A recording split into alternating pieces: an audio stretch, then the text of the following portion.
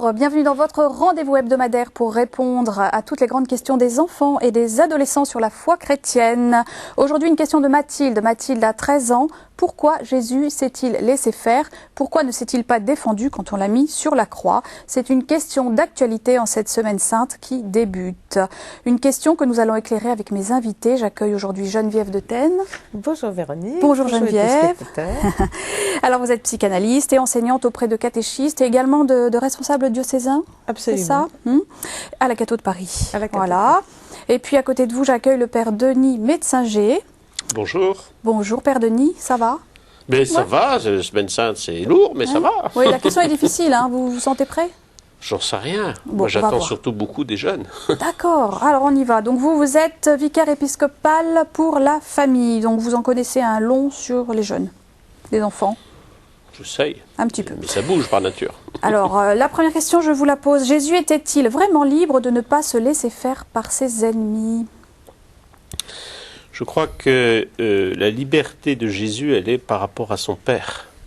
C'est pas tellement par rapport les ennemis, la manière dont les évangiles de la Passion nous racontent, j'ai envie de dire la mise en scène, Oui. veulent montrer la force du rejet.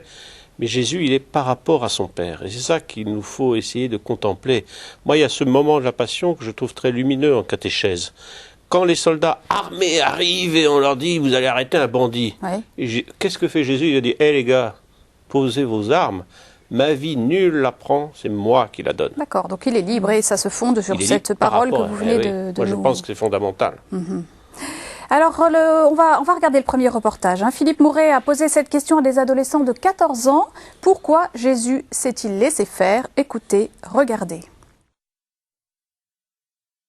Jésus aurait pu se défendre, mais il aurait pas eu les moyens. Il avait une vingtaine d'hommes armés contre lui et il était tout seul. Moi, je pense que Jésus, il avait très bien les moyens de se défendre, mais il n'a pas voulu parce qu'il était venu faire le bien. On ne résout pas le mal par le mal. Jésus s'est laissé faire pour montrer qu'il ne fallait pas répondre à la violence quand il y avait lieu. Jésus s'est laissé faire parce qu'il avait prévu ce qui allait se passer et que ça allait le mener à sauver les hommes au final. Alors je pense que Jésus s'est laissé faire pour laisser l'homme libre de ses choix. Son devoir n'était pas de se défendre lui-même, mais plutôt de sauver les hommes du péché. Je pense que Jésus s'est laissé faire parce que Dieu lui avait demandé. Pourquoi Jésus a-t-il choisi Judas alors qu'il savait qu'il allait le livrer? Jésus a choisi Judas car il fallait quelqu'un pour le livrer, car il avait l'intention de se faire attraper. Jésus a choisi Judas parce qu'il voulait lui laisser une ultime chance.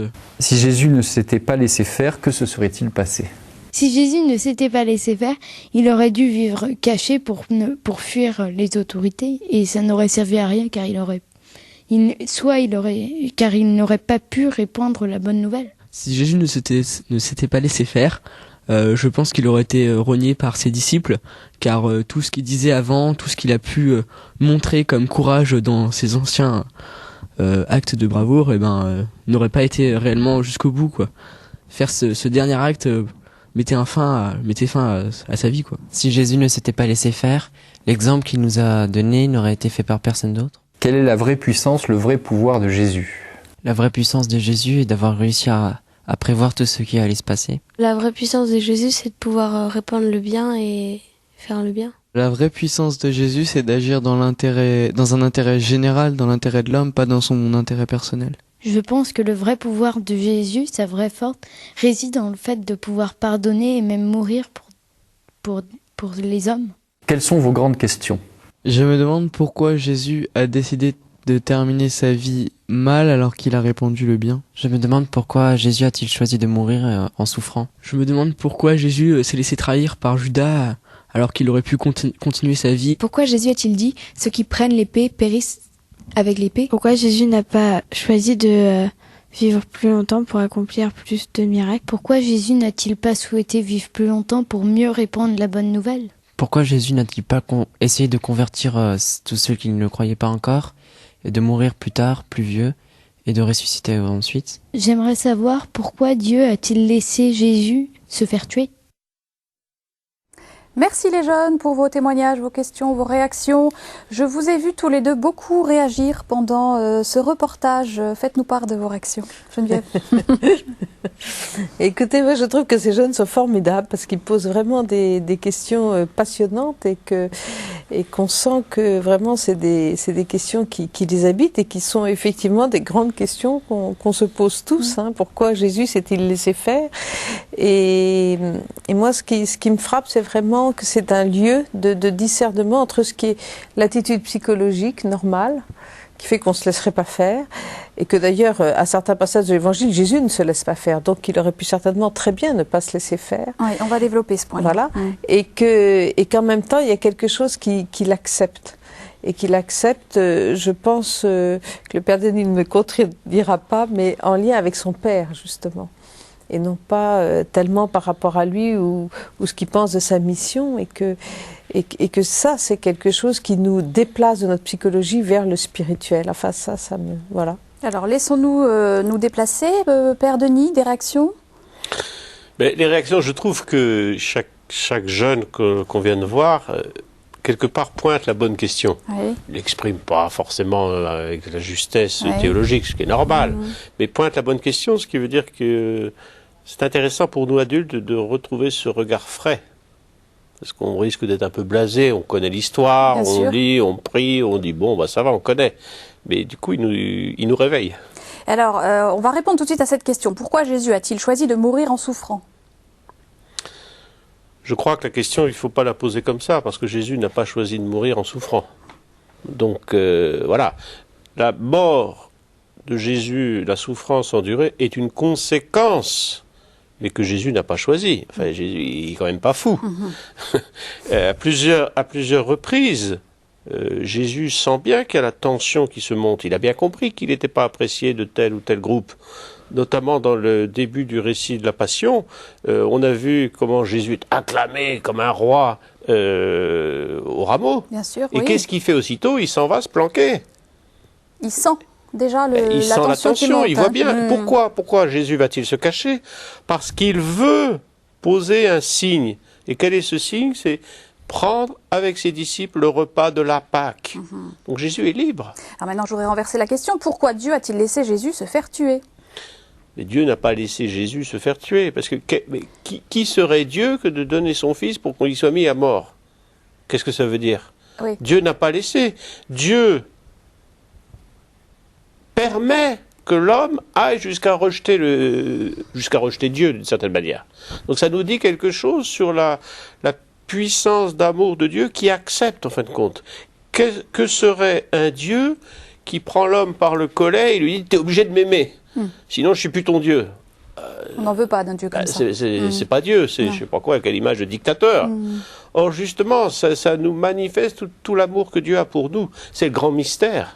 C'est le grand mystère, c'est-à-dire la grande question. Dieu m'aime au point qu'il accepte que je le refuse. On est complètement en dehors de nos catégories habituelles. Tout à fait. Geneviève, les enfants sont souvent révoltés devant la mort de l'innocent, de Jésus qui ne faisait que du bien. Qu'est-ce qu'on répond à ça? Qu'est-ce que vous comprenez derrière cette question? Comment l'appréhender?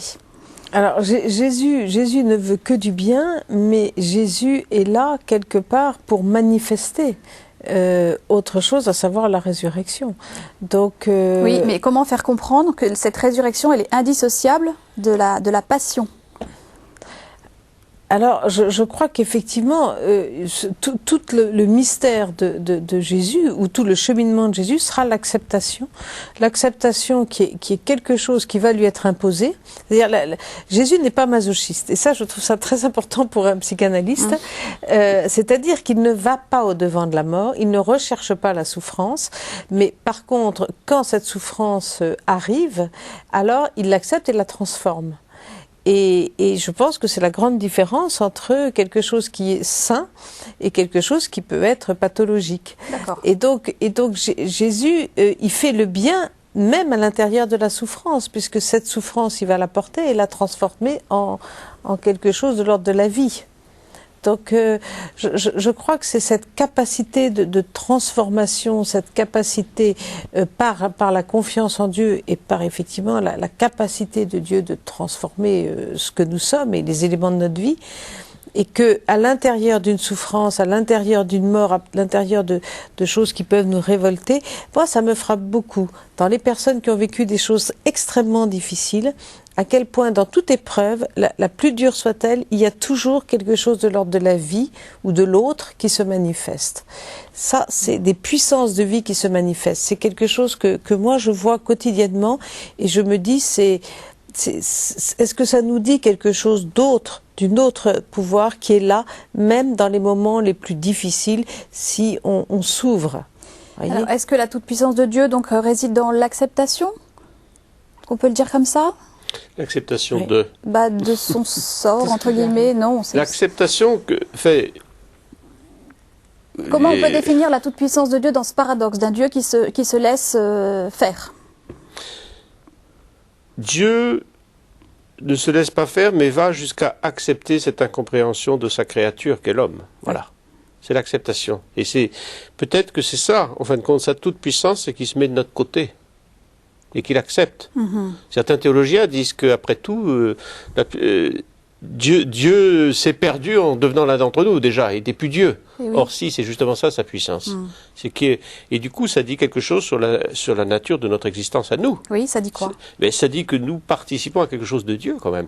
Quand on lit que l'homme est créé à l'image et à la ressemblance de Dieu, il y a quand même cet échange.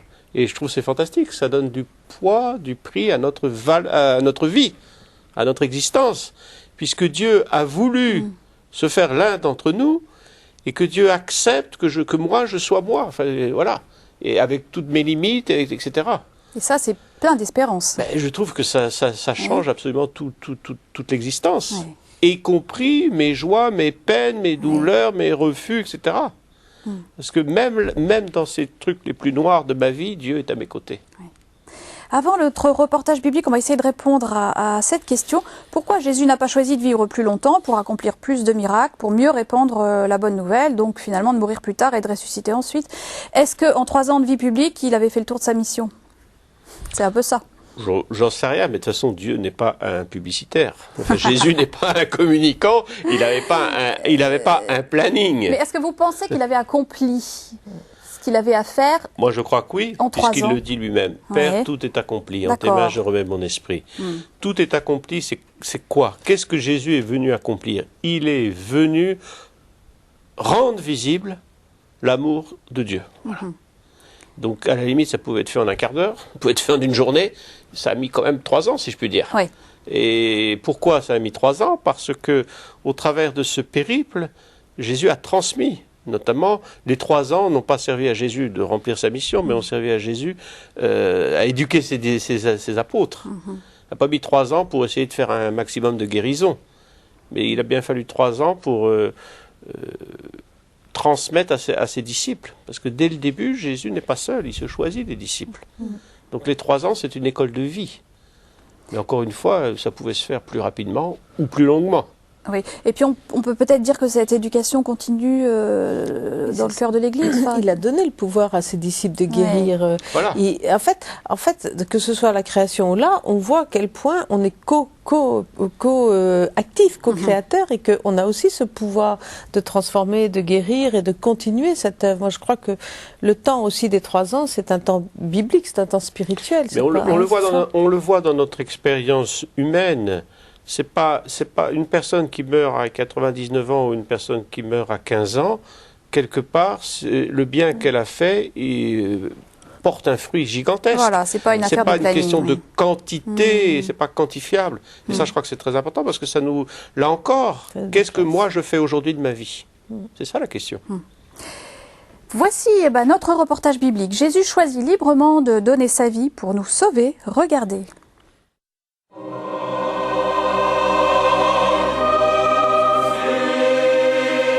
Toute sa vie, Jésus exprime la mission pour laquelle il est venu sur terre, servir et donner sa vie en rançon pour la multitude.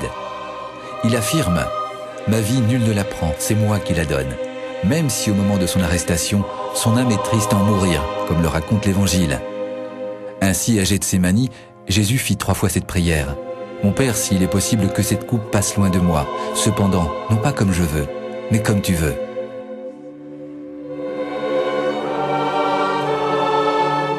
Et voici l'heure où le Fils de l'homme est livré aux mains des pécheurs. Judas, l'un des 12, arriva avec toute une troupe armée d'épées et de bâtons, envoyée par les grands prêtres et les anciens du peuple. Celui qui le livrait leur avait donné un signe. Celui à qui je donnerai un baiser, c'est lui. Arrêtez-le. Judas s'approcha de Jésus et lui dit « Salut Rabbi » et lui donna un baiser. Il répondit « Mon ami, fais ta besogne ». S'avançant, ils mirent la main sur Jésus et l'arrêtèrent. Pierre, portant la main à son épée, la tira, frappa le serviteur du grand prêtre avant de lui trancher l'oreille. Jésus lui dit « Rentre ton épée, car tous ceux qui prennent l'épée périront par l'épée. Crois-tu que je ne puisse pas faire appel à mon Père qui mettrait aussitôt à ma disposition plus de 12 légions d'anges? Comment s'accompliraient alors les Écritures selon lesquelles il faut qu'il en soit ainsi ?» Il fut emmené devant Caïphe, le grand prêtre. Or, les chefs des prêtres et tout le grand conseil cherchaient un faux témoignage contre Jésus pour le faire condamner à mort. 2 faux témoins se présentèrent, affirmant « Cet homme a déclaré « Je peux détruire le temple de Dieu et en 3 jours le rebâtir. » Caïphe demanda à Jésus « Tu ne réponds rien à tous ces témoignages portés contre toi ?» Devant son silence, le grand prêtre répliqua « Je t'adjure par le Dieu vivant de nous dire si tu es le Messie, le Fils de Dieu. » Jésus lui répondit « C'est toi qui le dis, seulement je vous le déclare. Désormais vous verrez le Fils de l'homme siéger à la droite du Tout-Puissant et venir sur les nuées du ciel. » Alors le grand prêtre déchira ses vêtements en disant « Vous venez d'entendre le blasphème, quel est votre avis ?» Tous répondirent « Il mérite la mort. » Jésus n'a pas fait semblant de mourir. S'il est allé jusqu'au bout, c'est pour nous sauver du péché, pour nous montrer jusqu'où va le mal, mais surtout jusqu'où va l'amour. C'est aussi intéressant. Voici donc un reportage que vous pouvez revoir en cette semaine sainte sur le site internet de KTO, rubrique 1000 questions à la fois. Donc Jésus dit il fallait que les Écritures s'accomplissent. On a l'impression que le scénario il est écrit d'avance. Qu'est-ce que vous en pensez ? J'ai plus en mémoire le texte exact, je ne suis pas sûr que ce soit Jésus qui dise « il fallait que ». Mais en tous les cas, n'oublions pas que le récit, la chose essentielle, c'est que le récit évangélique n'est pas un récit journalistique. Oui. Et donc, c'est une relecture de la communauté chrétienne qui cherche à donner sens au non-sens qu'est la mort. À la lumière de la résurrection. À la lumière de la résurrection, il ne faut pas l'oublier. Ouais. Et donc, c'est pas il fallait n'est pas c'est obligatoire et tout était écrit d'avance et Jésus était la marionnette du Père qui lui disait. C'est pas ça du tout. La preuve, c'est qu'à d'autres moments de la Passion, Jésus dit Père, s'il est possible, éloigne de moi cette coupe. Hein? Donc Jésus est pleinement humain et en même temps, dans le récit de la Passion. Les auteurs, Matthieu, Marc, Luc, Jean, la première communauté chrétienne, cherchent à bien mettre en avant qu'attention, cet homme qui a été mis à mort, c'est pas un habitant quelconque de Nazareth, c'est Dieu lui-même, c'est le Fils de Dieu. Donc il y a tout cela qui nous est transmis dans les récits. Donc c'est le Fils de Dieu, donc c'est pas un accident de l'histoire, comme quand on met quelqu'un à mort, mais dans toute la révélation, dans tout l'Ancien Testament, quelque part, on peut déjà en signe voir jusqu'où Dieu voulait aller. Alors, il y a Saint Pierre, comme dans le discours de Pentecôte, qui dit « Jésus avait été livré selon le dessein bien arrêté et la prescience de Dieu ». Qu'est-ce que c'est cette prescience de Dieu ? Je pense que la prescience de Dieu, c'est la volonté éternelle de Dieu. Faut faire attention parce qu'évidemment les mots s'entrechoquent avec le vocabulaire contemporain. Oui, bien sûr. Dieu n'est pas le grand ordinateur qui savait tout d'avance. C'est pas tout à fait ça. Mais selon la volonté de toute éternité de Dieu. Et la volonté de toute éternité de Dieu, c'est quoi ? C'est de venir manifester l'amour qu'il a pour l'humanité. Et donc le Fils vient du Père, c'est la volonté de toute éternité. C'est très intéressant de lire de la Bible, enfin évidemment qui ne parle que de ça, et dès le départ dans le livre de la Genèse. C'est cette volonté de sauver l'homme. Mais est-ce qu'on peut dire aussi que Jésus, tout au long de sa vie, petit à petit, prend conscience de ce qui va lui arriver, que c'est pas forcément évident peut-être au départ, mais qu'il y a tout d'un coup un discernement qu'effectivement sa parole est rejetée, que les pharisiens lui veulent du mal et que ça va finir finalement pas très bien. C'est une grande question de la théologie. Oui, en somme, est-ce qu'il savait qu'il était le Fils de Dieu ? L'humano-divinité de Dieu, savait-il jusqu'où ? Mais on voit bien en tous les cas dans les récits évangéliques qu'il y a une espèce il y a des moments d'oscillation, enfin, où tout n'est pas très clair. Voilà. Et je crois que c'est très important de se rendre compte de ça.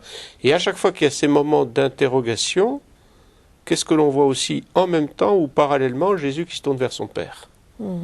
Autrement dit, c'est pas une mission qu'il se donne, mais c'est une mission qu'il reçoit.